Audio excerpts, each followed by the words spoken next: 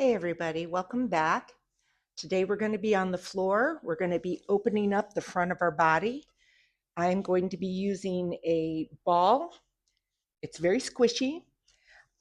This ball, I suggest if you don't already have one, you can get it at Target, you can get it at Walmart, you can get it at a sporting goods store in the exercise department. You definitely do not want to get this in the toy department because this is going to be holding adult weight. And the balls that are there in the exercise department are designed for that. The ones in the toy department are not. They're not to have adult weight. So you can see this is still looking like a ball. It's has a lot of give to it, but if you are feeling tender, you may want to go more flat. You can let air out. There's a little button there that you can pull out. I've even had clients with their, it's so flat, it looks like a whoopee cushion. It's pretty flat. So if you're feeling tender, let the air out. It should be absolutely fine. The big thing is it can get pretty intense. So we want to make sure that your body it's good for you instead of I've got to endure it and grit your teeth, because it's sort of the opposite of what you want to happen. You want to be able to relax into it. This is you're being stretched instead of you like actively stretching yourself. Okay, so we're going to start on our backs. If you have a mat, your head will be at the end.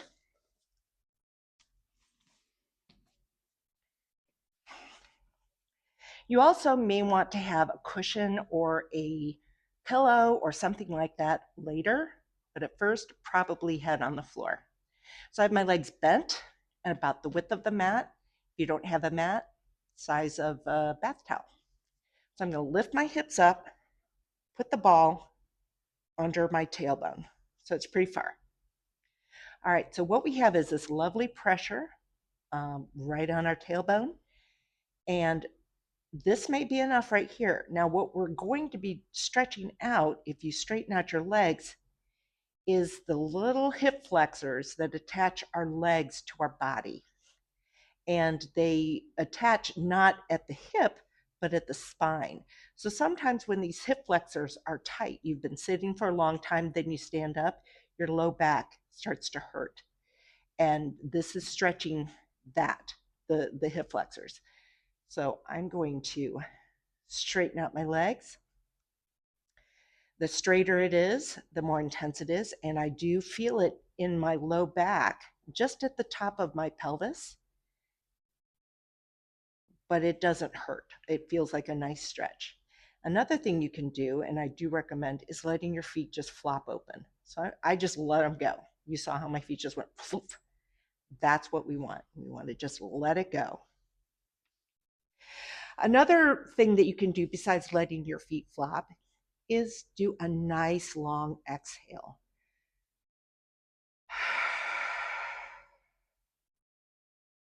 With the floppy feet and with a nice long exhale, you're giving your body the symbol that this is a time to relax, to let it go. My hands are on my hips. If that doesn't feel good for you, you can always put your hands down. You can put them out to the side. You can put your hands under your head, whatever feels comfortable. And as you can tell, I'm holding this for quite a while because I want my muscles to accept this stretch. It is being stretched.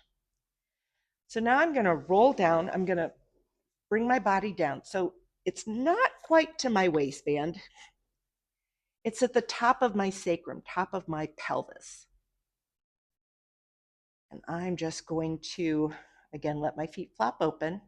And they're about the width of the mat. Again, hands can be here.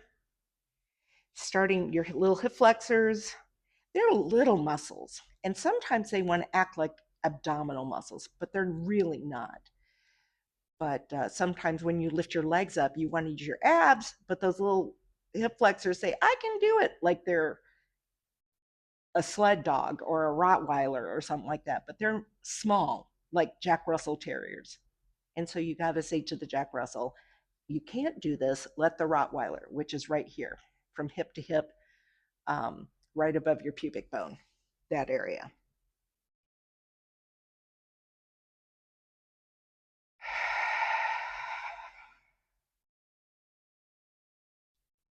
And you can hold it for longer. I'm holding it for a while, but you can hold it for longer, especially if you get to a point where you're like, whew.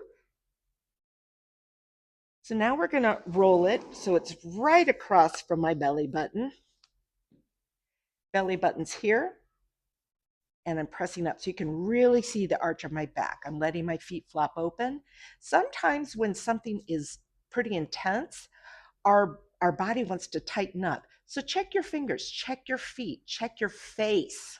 Sometimes we grit our teeth, we furrow our brows, our feet go up, our toes curl, all sorts of things. So you just want to check your peripheral body to see, is it reacting?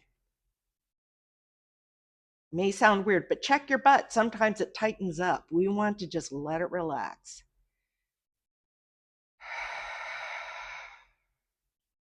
Head can be in your hands at this point. And what's happening is the weight of my head is pressing my arms down, and it's starting to open up my upper chest, my upper front body. So this is being stretched because the ball is pushing you up, but this is being stretched because my arms are up on my head.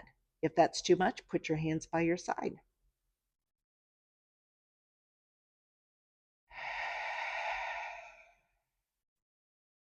For those of you who are taking notes, this is your lumbar area.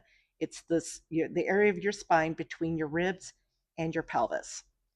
So now I'm going to scoot down so that the ball is just at the bottom of my ribs. It's still mostly under my lumbar area, but it's at the bottom of my ribs. So I don't know if you can see, my ribs are sort of popping up here. That's because I'm letting it go. Again, let your feet flop open.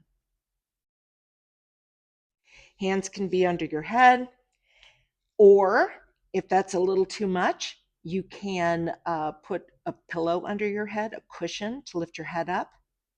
If having your hands under your head is a little too much, a little too intense. Remember, at any point, you can let air out of that ball. The more inflated it is, the more intense the stretch is going to be.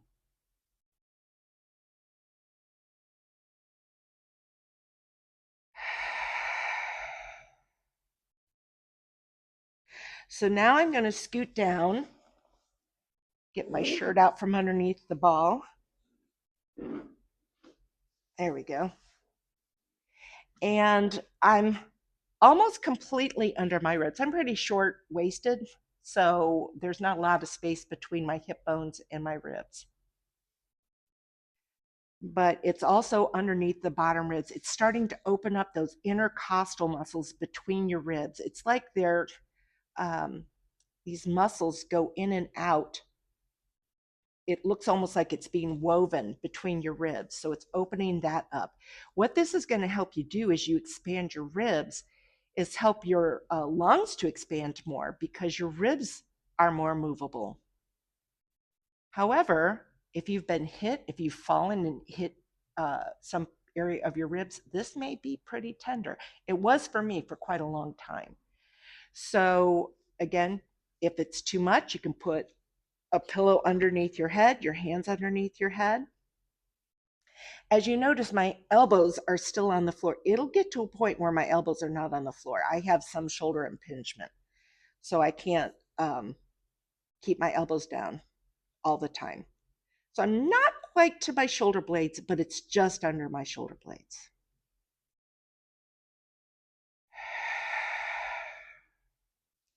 So now I'm going to roll it so it's under my shoulder blades. And you have a couple of options here. Remember to let your feet flop open.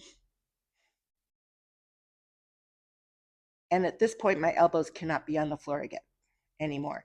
Now, some people, they can, which is fabulous. I just can't. A couple other things you can do if you want. I'm going to get rid of my hair clip. You can start to stretch your neck as well. So this may feel a little too tight on your neck. Remember, you can always lift your head up. If it feels like a strain on your neck, you can have your head down. If you'd like to increase the stretch, you can put your hands above your head.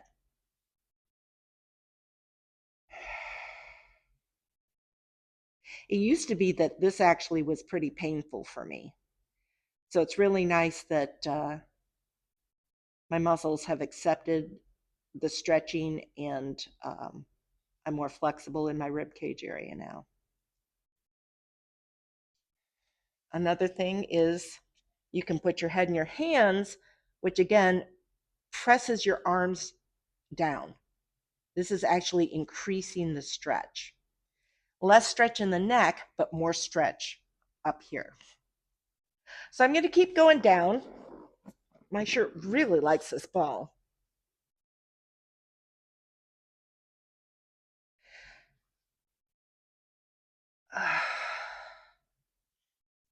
Remember, you can always let your head down, arms above. Let your feet flop open. Check your hands, make sure they're relaxed. Check your eyebrows and your jaw. See if you're clenching your teeth, you're furrowing your brow.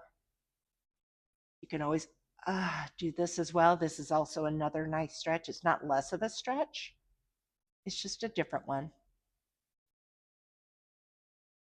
Remember to unclench your butt too. I'm going to go just a little bit farther, not quite to my neck.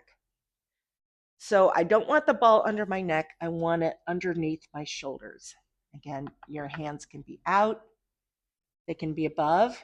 Don't feel like you have to do just one. You can have your hands under your head. You can have your hands under your head with your head on a pillow. You can move around. And what's fine today may be hard next time, or it may be hard today and easier next time. All right, so I'm going to come on up. Do I disappear? Not quite. Anyway, so this is a nice front body opener, a spine stretch, a front body stretch, a hip flexor stretch, and movement within between your ribs. It's really good for your whole spine, and it can be as gentle as you need. Remember, you can always let some air out. Anyway, thank you for joining me. I hope you feel taller and more flexible. See you later. Bye.